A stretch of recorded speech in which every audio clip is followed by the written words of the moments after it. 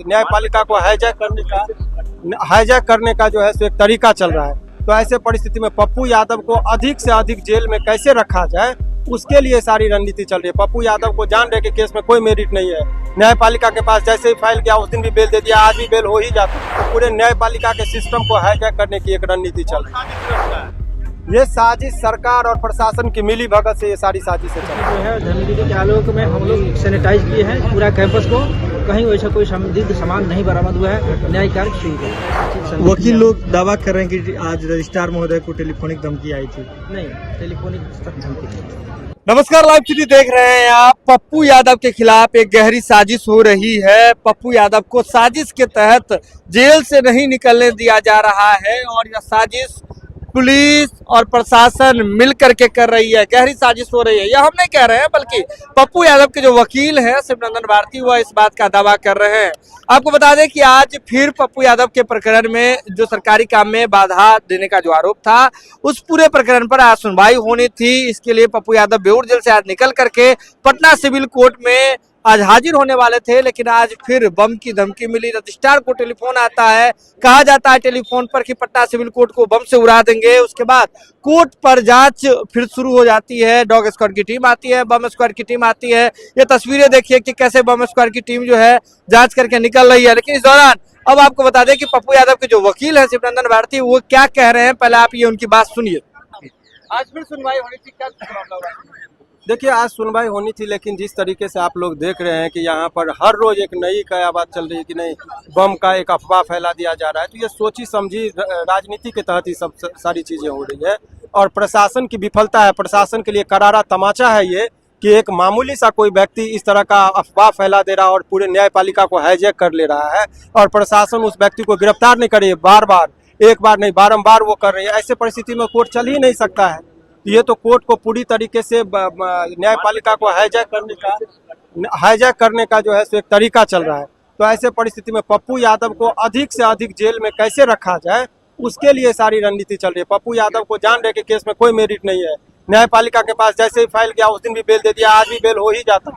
लेकिन जो प्रोसेस है, जो प्रक्रिया है, आप लोग समझ रहे हैं। तो पूरे न्यायपालिका के सिस्टम को हाईजैक करने की एक रणनीति चल रही है। ये साजिश सरकार और प्रशासन की मिली भगत से ये सारी साजिशें चल रही है। क्या लगता है फिर आगे आप क्या करेंगे? अभी हमारे पास विकल्प ही क्या, हम लोग तो न्यायपालिका पर भरोसा रखने वाले लोग हैं, कानून को मानने वाले लोग हैं। अगर पप्पू यादव जी को 11 और 12 बजे रात में गिरफ्तार किया जा सकता है, लेकिन ये जो शरारती तत्व जो इस तरह का अफवाह फैलाकर कोर्ट को बंद करवा देते हैं, पुलिस वहां तक नहीं पहुंच पा रही। तो ये करारा तमाचा है प्रशासन के लिए, उसके निकम्मेपन का कि ये दिखता है और कितनी अयोग्य पुलिस है बिहार पुलिस। उसका ये सब प्रमाण पत्र है कि 5 बार से 7 बार धमकी दिया गया है कि हम माने कोर्ट परिसर को उड़ा देंगे और वहां तक व्यक्ति को नहीं गिरफ्तार कर पा रहे हैं। तो ये प्रमाण पत्र है इसके निकम्मेपन का। चीफ जस्टिस से कुछ आया है क्या? अभी उस पर कोई भी बात अभी हम लोग नहीं करेंगे जब तक कि हमको कोई ऑथेंटिक खबर ना हो। तो सुन लिया कि किस तरह से पप्पू यादव के जो वकील है शिवनंदन भारती, वो कह रहे हैं कि गहरी साजिश रची जा रही है प्रशासन के द्वारा और कोशिश की जा रही है कि पप्पू यादव को जेल से बाहर नहीं निकलने दिया जाए। लेकिन आज जब जांच हुआ तो जांच में डॉग स्क्वाड की टीम पहुंची, एटीएस बिहार की जो टीम है वह पहुंची हुई थी। ये तस्वीरें देखिए कि जांच करके कैसे एटीएस की टीम निकल रही है। उसके बाद देखिए बम स्क्वाड की टीम निकल रही है। अब उसके बाद जब पुलिस पदाधिकारियों ने आज के बम वाले पूरे प्रकरण पर क्या कुछ जवाब दिया है, पहले आप ये उनकी बात सुनिए। आज जो धमकी आई हुई थी, इस पूरे प्रकरण में क्या कुछ कार्रवाई हुई थी? इसमें जो है धर्मवीर के आलोक में हम लोग सैनिटाइज किए हैं पूरा कैंपस को, कहीं वैसा कोई संदिग्ध सामान नहीं बरामद हुआ है। न्याय कार्य शुरू कर दी जाएगी, जल्द ही शुरू कर दी जाएगी। ये मेल के माध्यम से पहले धमकी मिला था, टेलीफोनिक मिला है, ईमेल के माध्यम से धमकी मिली है, जिसके जांच पड़ताल हम लोग कर लिए। कहीं कोई ऐसा चीज वकील लोग दावा कर रहे हैं कि आज रजिस्ट्रार महोदय को टेलीफोनिक धमकी आई थी। नहीं, टेलीफोनिक धमकी नहीं। तो आपने सुन लिया कि किस तरह से वकील ने भी अपनी बात रखी, पुलिस ने भी अपनी बात रखी। लेकिन बड़ा बात यह है, बड़ा सवाल उठता है कि जब पिछले 4 दिनों में 3 दिन कोर्ट को बम की धमकी की वजह से बंद रखा गया, तो ऐसे में अब काम कैसे होगा। अब ये तस्वीरें मैं आपको दिखा दूं कि किस तरह से जो पटना सिविल कोर्ट के जो अब ये तस्वीरें देखिए कि पटना सिविल कोर्ट के जो वकील हैं वो प्रशासन से कैसे भिड़ंत कर रहे हैं। सबका ये कहना है कि हमें भीतर जाने दिया जाए, हर रोज ऐसे नहीं चलेगा। पुलिस के लोग अंदर जा रहे हैं लेकिन वकील को अंदर नहीं जाने दिया जा रहा है।